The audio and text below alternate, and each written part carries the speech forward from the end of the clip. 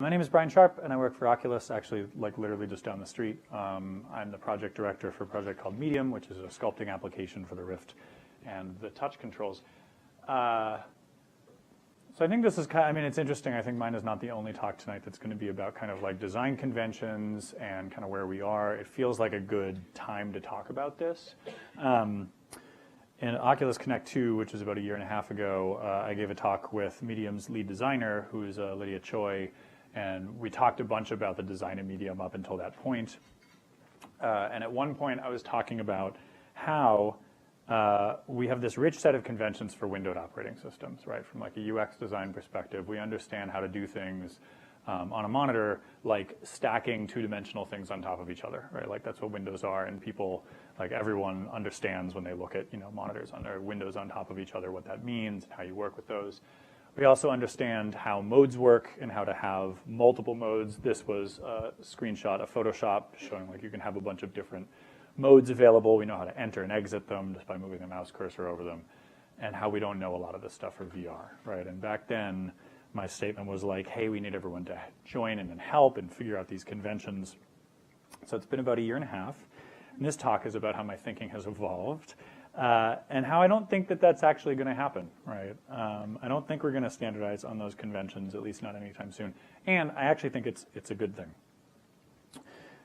So why don't I think we're going to have those conventions? First, there is not a pressure to conform, right?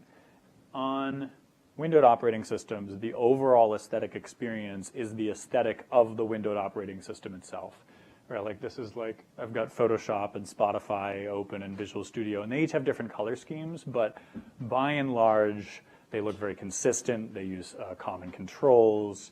If anyone remembers back when Winamp had skins, if you really diverged from this, you just looked really tacky. So there was a lot of peer pressure, right? Because you don't really get to own everything.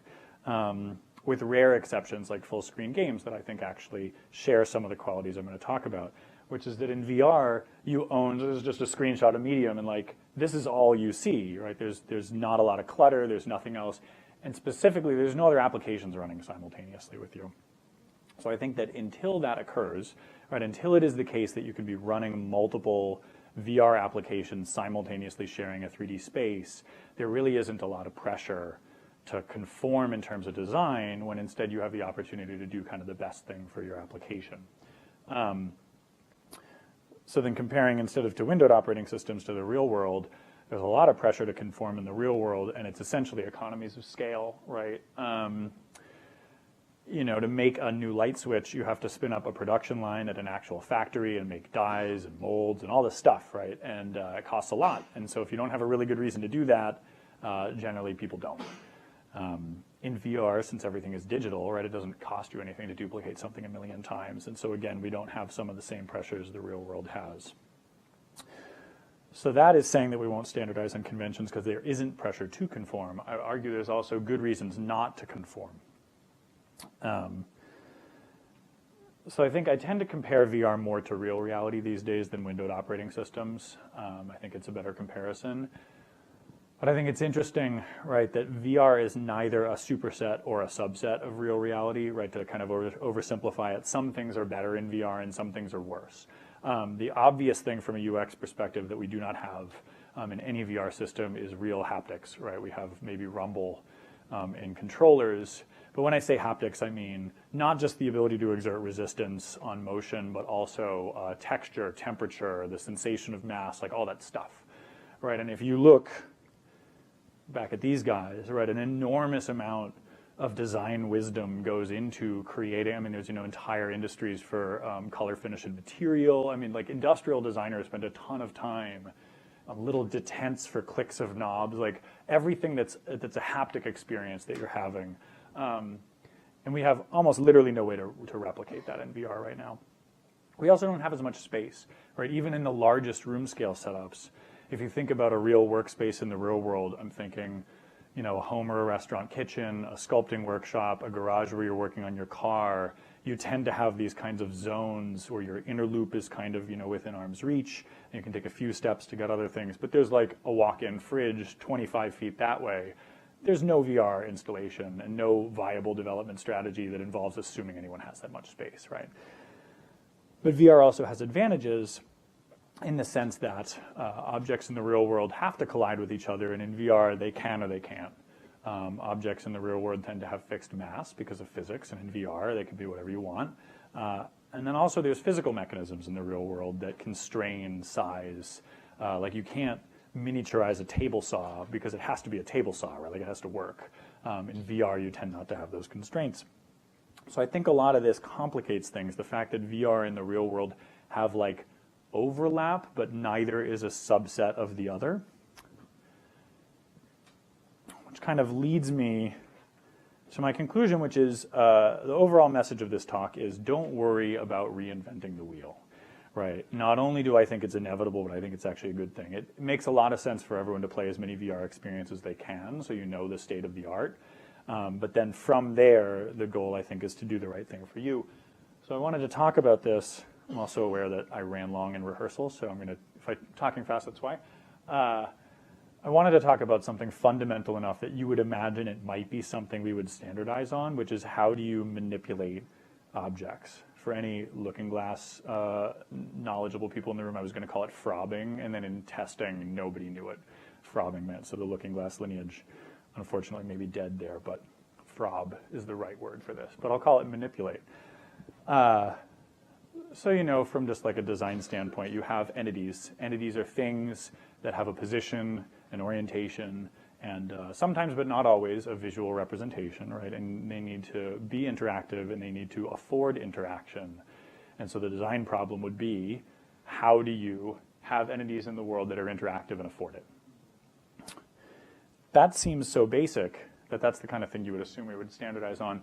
I wanted to just walk through 3 experiences that I think are all really strong examples of design work that all do this totally differently, and I think for very legitimate reasons, as just a way to illustrate why you might make some different choices. The first one I'm talking about is Soundstage, which is an amazing application where you're assembling modular synthesizers in VR, and it uses proximity-based interactions, which just means you move your hand close to something to use it. The second one is Medium, which is my project. And we use almost entirely raycast-based interactions, which is that you point at something to interact with it. And then the third one is Robo Recall, which is a game I've personally done a lot of professional research with, well over 100 hours in the name of science. And it's certainly my favorite VR game, and they use an approach that I'm calling kind of a reach-based interaction. Really? I guess I should have tested this first. All right, so this is a video of Soundstage. Everything I'm doing here, so this is like a drum machine, right? And so all of these little things, like if you look at the density of interactable elements here, it's super high. And the way you interact is you just put your hand within a trigger volume for an area and then pull the trigger. And so I think they do a fantastic job of having affordances, right? There's usually little detents that show you where something's interactable, and then like the little patch cord thing will pop out when you go there. They have a lot of really good visual feedback, and it works honestly way better than I expected. When I started using it, I was like, this is going to be super hard to like hit these tiny little things. It's really well tuned, and I think it's super well built. You'll also notice it's extremely skeuomorphic, right? Like I think the genius of this application is that they picked an existing real-world thing that it itself is literally user interface, right? So it's super recognizable. All right, I guess I'm just going to have to, there we go. Get back to my speaker notes. That's going to happen probably for the next video, but I'm probably just going to skip it.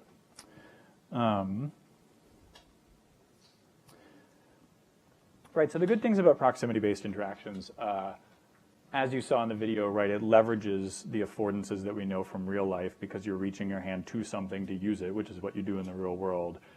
So, right, I think it's interesting to note that while it seems obvious that you would make the actual geometric dials and switches and stuff like that, those actually serve no functional purpose other than the affordance, right? Like, it doesn't matter that they're there. Some, like the little dial around it that lights up is important because it's giving you some feedback about state.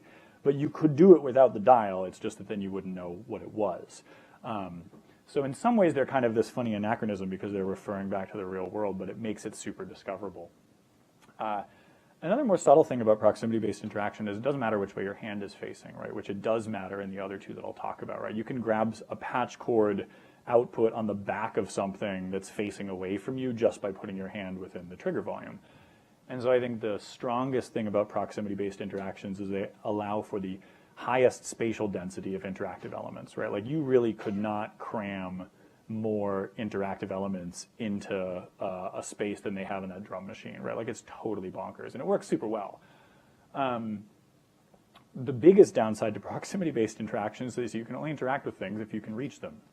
The design of Soundstage, I think, is super smart because you spawn all of your modules off a hand-attached menu, and it spawns on your hand. So by definition, you can't put something where you can't reach it because you have to be able to reach it to put it there. The lack of haptics, right, I think is kind of the other side of the coin of leveraging the real-life affordances. On the one hand, everything is very recognizable, but it also means that it kind of emphasizes when you put your hand there and it like, oh, it doesn't actually, you know, your hand goes right through everything and all that kind of stuff. Of all the interaction styles, I think this is the one that most drives that home. There's a sort of Fitts law in VR thing, right? Fitts law is essentially saying your efficiency and speed at hitting a target is inversely proportional to how far away it is and how small it is. So if you have a giant button right next to your mouse cursor, you can hit quickly. If you have a 2-pixel button that's on the other side of the screen, it's going to be super slow to really line it up. Because proximity-based interactions tend to go for pretty high density, you know, if you're like turned around working on a drum kit and you have to turn around to do something, it's not going to be a super fast interaction, right? You're not going to land that really well if the size of the trigger volume is small. The other thing that I think is interesting, because my background is working on console games, is right in console, you know, I was at Bungie before this, and you know, you can do a thing, let's say you're using a sniper rifle and you're just using the thumbstick to pan across. If there's a valid target, you can just slow the movement, like put a little gravity well there. You can't do that in VR because your hand is the most absolute of, you know, it's more absolute than mouse cursor, right? It's like your hand is somewhere, it has to look like it's there in VR. The thing you can do here is use hysteresis, which is to say the trigger volume for an interaction can be small, but once you enter it, it kind of grows, so you don't easily fall out of it, and that works pretty well. So that's proximity-based interactions. There we go. So like I said, medium is almost entirely raycast-based interactions. And almost all of them are the ones you can see, the two rightmost ones where you're pointing and the ray comes out of kind of the tip of your tool. We have a second style, which you can see on the left, where there's kind of almost like a drop ray onto the color picker. And what we do is we have a couple elements that spawn in the world and they're aligned to your gaze. So we drop the ray, so you're essentially picking what's underneath your hand. For things that are attached to your other hand or affixed in the world or something like that, we use ray direction to pick them.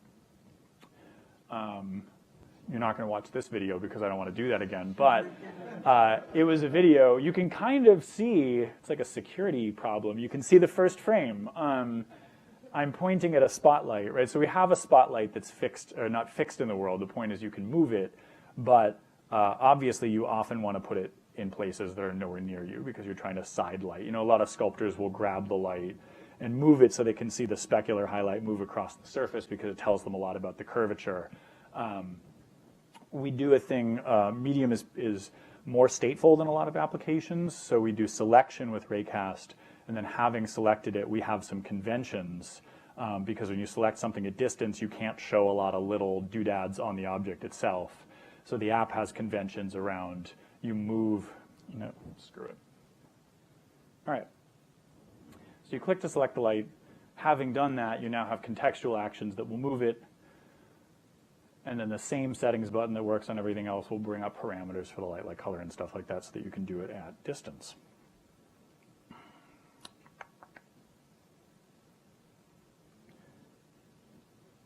All right. So obviously comparing with proximity-based interaction, raycast interaction is good because you can interact with things that are arbitrarily far away. That's really the primary reason that we use it in medium, because you're manipulating a scene, right? And even then, I think there's still challenges around, you know, moving things at distance. You naturally pivot them around your hand. I think there's more work we can do there. But it's also pretty intuitive, especially when you visually draw the ray. Like, people generally understand when they're pointing at things and they're lighting up and you're doing the right kind of VFX to give some affordance.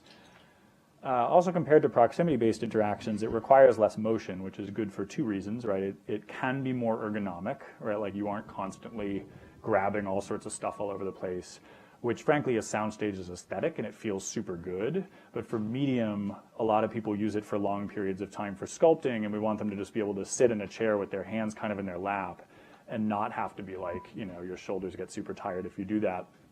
The other thing about not requiring as much motion, and we talked about this, our Oculus Connect 2 talk is up on YouTube. Lydia talked a bunch about our loop design, right? Your kind of innermost loop design where you really want to keep people in flow state. You really have to be careful in VR, right? Like you don't want to make people even turn their head to look away because coming back to find the spot you were looking at is a bit of a distraction. You certainly don't want to make people move their hand away if they're like working on some really precise part of the sculpture. And so if you need to switch tools or do something and you have to move your hand over, that's pretty bad. But if you can just kind of point it, click and go back, that works a lot better for us. And this is kind of in the way that proximity-based interactions kind of drive home the point that there isn't haptics and resistance. Doing raycast kind of dodges that because you're not actually physically touching the thing, so you don't expect it to be there. It certainly supports a lower density of interactive elements than proximity-based does, right? It's difficult to select things that are behind other things if they are not within your arm's reach. You end up kind of having to move and kind of point around them, and there's stuff like that. Also, obviously, the further away things get, you know, the larger the trigger areas have to be for you to successfully hit them. And whereas I pointed out, like proximity-based, you can just reach to the back of a keyboard and drag a patch cord out. For raycast, you generally need to be pointing at a trigger volume, you know, and you visually render it to make it more obvious. But it's a little awkward to try to point at things in the back, which goes to the lower density of interactive elements. All right, so the last one, I think this one is really interesting because it actually took me a while to even figure out what to call this when I was playing Robo Recall. Robo Recall's methods of interacting, I'm calling it reach. Under the hood, it appears to be implemented as a short distance raycast that comes out of your palm. So what you see in these screenshots, I outline the hands in pink because they're hard to see because when I started the level, it chose nighttime. But the kind of yellow and white circles around elements are their VFX, right, telling you what you're targeting. And so you reach towards something, something lights up and a little interactive circle pops up around it, and when you pull the trigger, it snaps that thing into your hand. You're basically able to grab stuff. It's a super good example of very case-specific design because the aesthetic goal of Robo Recall is to make you feel like this super powerful kind of augmented person, and so you're kind of reaching out and you can grab things that are about twice as far away as you really ought to be able to. It's like a kind of mild telekinesis. But even though under the hood it's a raycast, the fact that it's a limited and short distance raycast, and the fact that they don't visually draw the ray, means that the actual experience of doing it really just feels like you're just kind of like, you just like kind of throw your hand at something, it lights up and boom, you've got it, right? You know, you're grabbing another robot, chuck it against some bullets that are coming in, and you teleport behind another guy and you can grab a gun off the ground, bounce it off someone, grab it in the air. It does a really good job. I played a lot of fighting games, and the best fighting games, right, have this flow where you can kind of compose a series of actions in a way that doesn't feel scripted. It's not like a designer was like, and then they can do this off of this one, right? But it flows together super well. It doesn't feel abrupt. It feels very smooth. And I think this interaction system for Robo Recall is one of its greatest strengths, and I think a pretty remarkable example of good design because until I stopped to analyze it, I never thought about it, right? It just works. So I think certainly the greatest strength of it is it's the most visceral and most gestural of the interaction models I'm talking about here. It also offers the fastest successful interactions. Like I almost never miss when I'm trying to do stuff in Robo Recall. The trade-off for that is it gives you the lowest interactive density, right? Because if you kind of look at the circle around that bullet is huge compared to the bullet, right? Because it has to be, because you don't really visually see the ray, so you're just kind of gesturing in roughly the right direction, and it has to hit it, right? Or else you're just like, it never gets to the point, and I think if it did, it would fail, where you're like, you're kind of searching around to be like, oh, it lit up, okay, hold on. And then like, by that time, the moment has passed. It's also kind of the Goldilocks version, whereas medium's raycast thing can be used at very long distance and proximity can only be used with things that you can actually reach your arm towards. This gives you kind of an in-between thing. You can't do it too far away because without rendering the ray, it's like the difference between aiming a handgun with and without a laser sight, right? Like aiming a handgun is extremely difficult, unless you stop and, really line it up in the sights. And that would defeat the purpose. So you can't really put things too far away or else it wouldn't work. So I promise I will wrap this up soon. Just wanted to run through, having discussed all those, let's compare and contrast some of the qualities of each of the apps that really suggest why these schemes work better for some than others. So in terms of metaphor, I hope this pink is legible on this display. I'll just tell you what it says. Soundstage, I think metaphorically, is attempting to be an instrument, right? You are building and then playing an instrument. Medium is attempting to be the experience of a craft, right? Like we are attempting to replicate a lot of what's good about the actual craft of sculpting. And then robo-recall is this experience of just augmentation, right? If it's like you're a body, but you're like super badass, right? You're very powerful, and that's the aesthetic they want to have. So from that, it's really appropriate that Soundstage has this very UI-heavy aesthetic because it is an instrument, and those are all the affordances they're trying to offer, and it's appropriate that they're all always visible, right? Again, I think this is very specific to the subject matter they chose because that's how it works. Whereas robo-recall and medium, it's appropriate to have a very UI-sparse aesthetic. The UI is there in medium if you want to bring it up, but generally while you're just sculpting, you just don't want to see that, right? You want the sparest, simplest view possible. Robo-recall does just enough UI to kind of have that like Minority Report, enhanced feel to it, but they don't want any more than that because you really want to just be like with the world and in the action. So preparing versus performing, I'll just go ahead and put the whole thing up. When I talk about preparing versus performing, that's kind of how I distinguish between like how time sensitive are your actions, right? Like medium, nothing you do is time sensitive. I guess if you were doing some kind of live stream, then, maybe, but even then, for the most part, I think of it as it's preparation, right? You're kind of working, you're putting together a model, and then the final thing is the piece. Robo-recall is the opposite, where everything is performance. Like it's all real time, you're under threat the whole time, you're trying to compose this flow where the composition has to occur in time, right, with a certain rhythm to it. And then Soundstage, I call it both. To be fair, it's almost entirely preparation. There's a couple things, like you can pick up drumsticks and play the drums, and you can pick up these maracas and shake them. So there is performance that you can do, but my experience is you spend the bulk of your time kind of assembling and programming and setting things up. So both medium and Soundstage have very few urgent interactions, whereas robo-recall, almost all your actions are urgent, right? Which I think is a super significant thing that distinguishes what kind of interaction paradigm you want. And then, the obvious one I've already talked about is the distance at which you interact with objects, right? Soundstage is fundamentally designed so nothing can ever be out of your arm's reach, so everything is in the near field.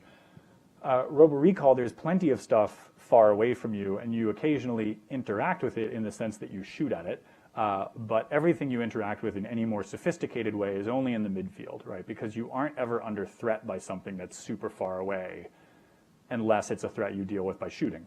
But things that you need to catch, things that you need to intercept, things that you need to pick up, they're all, kind of your arm's distance times 2. And in medium, a lot of things are really far away. A lot of sculptors, when they're working on a sculpture for a while, they'll push it far away from them so they can see the silhouette, right? So they can just kind of see the outline of it, and they need to be able to work with it at that distance and then bring it back.